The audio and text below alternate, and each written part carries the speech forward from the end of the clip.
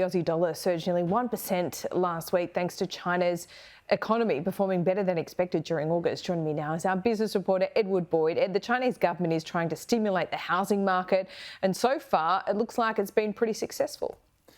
Yeah, look, we know China's property market has really struggled over the past 2 years, really, and there's been a couple of large companies that have been under serious pressure in China that build apartment blocks. Country Garden is the latest one. So China has decided, the Central Bank of China started to raise stimulus, for their economy by sort of making loans a little bit cheaper, cutting interest rates, and it's actually started to have an impact on spending. So people are now taking out loans again, more money's going back into the economy. And that was the recent data that we saw came out on Friday, and it had a positive impact on the ASX on Friday and has helped the Aussie dollar. So we can look at what the dollar's done today. You can see it's up very slightly to 63.435 US cents. But if we go to the next page, we can look at the dollar over the past 3 months.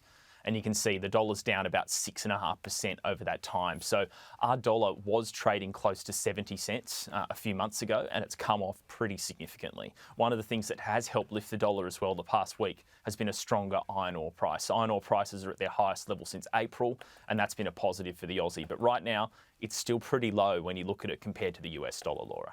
Okay, the big news this week is all coming from overseas. There's 3 foreign central banks making cash rate decisions. Who are they?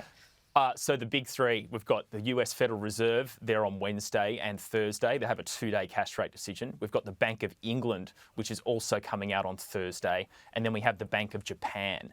Now, the US Fed is expected to keep the cash rate on hold at 5.25%, but there's a chance they could lift interest rates. The Bank of England is expected to raise interest rates above 5.25% to 5.5%.